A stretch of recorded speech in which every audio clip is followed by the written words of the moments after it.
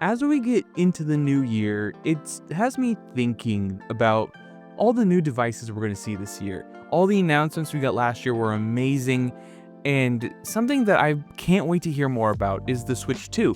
Because as we are now, we've been getting a ton of leaks, a ton of rumors about Switch 2, and how it's potentially getting released or announced in March or in a couple months from now, which would be incredibly exciting. But it is also important to take that with a grain of salt and base your buying decisions what we currently know. And what we know about the Switch 2 officially from Nintendo is that it is in fact happening, and that's basically about it. And so I was asked by a friend of mine whether or not they should buy a Nintendo Switch. They waited this long to buy a Switch was crazy, but they were just curious about it because they love their Steam Deck and stuff, but they want to play some Nintendo games on Nintendo hardware. And so they thought about it and they came to me whether or not they should buy a Switch or not this late in the game. And I had to really think about it because of how close we are to the announcement and release of the Switch 2 at some point this year. Does it make sense to buy a Nintendo Switch this late in the game? So I decided, why not make a whole freaking video about it? The Nintendo Switch this late in the game poses a very interesting value proposition, especially depending on which model you're looking at buying, because the conversation changes wildly depending on which one you're buying, especially how you're buying it on top of that. So it could be actually rather hard or complicated for you to narrow down which one you want, especially if you're looking for the best experience, which debatably is held on different devices depending on how you want to play. So I'm going to break it down by each system and evaluate each one on whether or not you should buy them, and hopefully that helps you narrow down which one you should get. Let's start with the cheapest one in the lineup. The Nintendo Switch Lite was one of the first true revisions of the Switch we got before the OLED. Before that, we had the transition from the original Switch to the red box Switch, which saw an increase and improvement in efficiency, so we saw also an increase in battery life.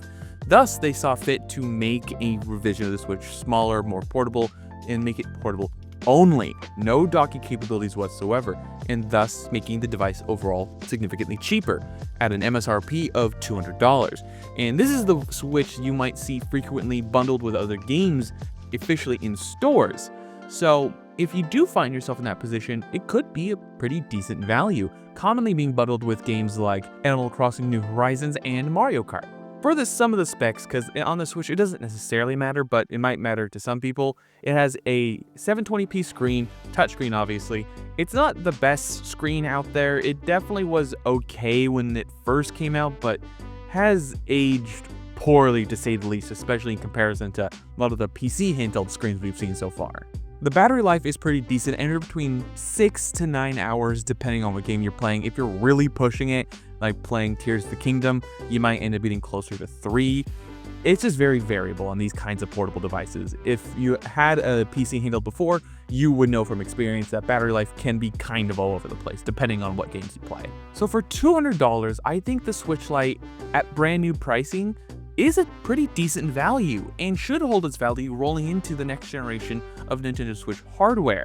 So you could probably easily pick up an original Switch Lite and play it until your heart's content, until the next generation Switch 2 comes out, sell off the Switch Lite for some loss, but not significant amount of loss. Pretty much, essentially, you're probably going to be losing anywhere between 30 to 50 bucks depending on how much you spent on the thing.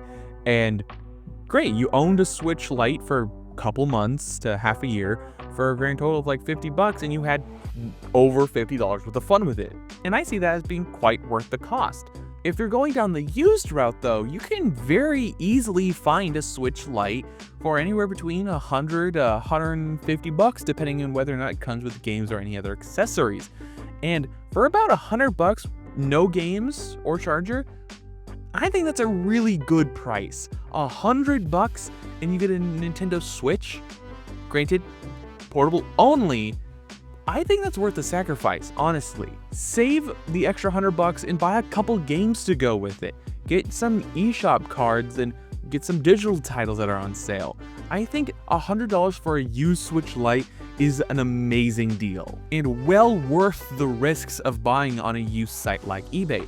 Granted, it also has great wire protection, so if you do end up with a bunked unit, you can easily replace it or get your money back No hassle whatsoever. Next is going to be the original launch Switch.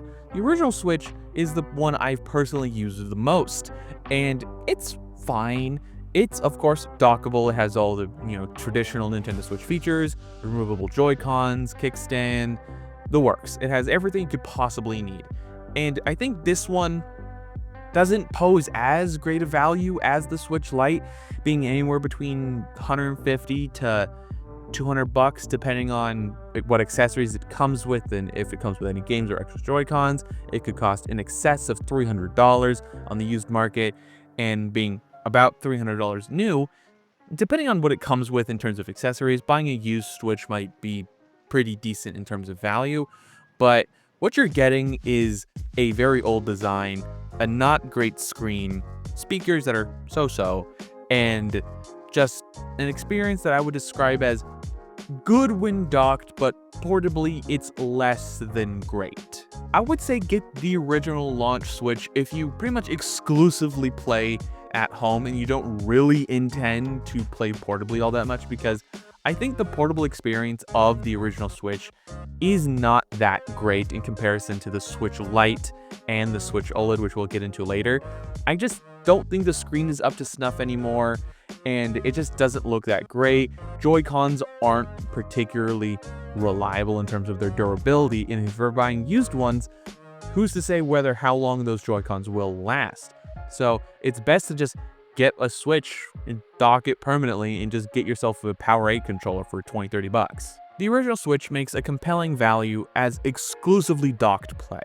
If you see yourself as a person who isn't actually going to be all that much in terms of portable, or you don't see yourself playing that way much at all, I don't see this being a great offer for many people. But if you exclusively play at home, I can see it being a pretty decent choice as the cheapest way to have a docked Switch experience at home.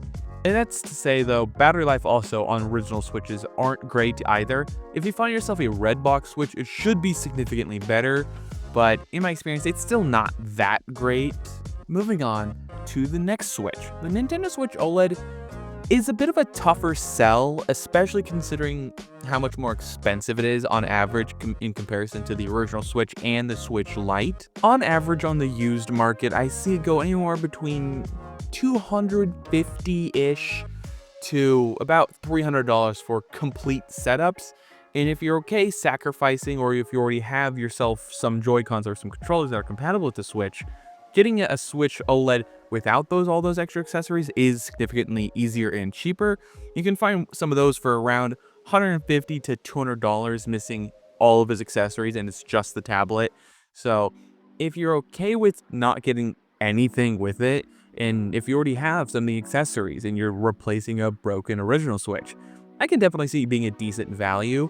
And having the OLED screen is really nice, and it's way more battery efficient. Battery life is going to be significantly better. Speakers are better, but I'm not a huge audiophile. I just think they sound a little bit bassier. So if you're playing games that sound better like that, go ahead. Personally, I'm not a huge audiophile, so I don't really care. I've just heard from other people that the Switch OLED speakers are great to them, so just sharing what I know. The base price for Switch OLEDs usually found in stores is $350. Nintendo doesn't really like putting their devices on sale, at least the Switch OLED, and so don't expect to find any good sales on those anytime soon. Pretty much expect them during the holiday season to only bundle them with games and not change the price, so not necessarily good value, but at least it comes with a game. But I doubt that the Switch OLED will continue to be on shelves until the next holiday season, where they might do that, because by that point, hopefully, we'll have the next generation Switch. I don't recommend most people buy the Switch OLED, especially this late in the game, because of just generally how expensive it is and how close we are to the next Switch.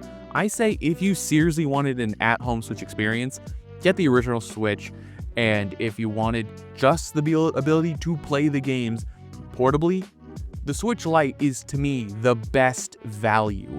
At $100 on the used market and $200 brand new with games included sometimes, I genuinely think the Switch Lite makes a great case for picking one of those up right now and enjoying it until the Switch 2 comes out, then selling off the Switch Lite to have some extra coin to get games for the Switch 2 when that comes out makes so much sense.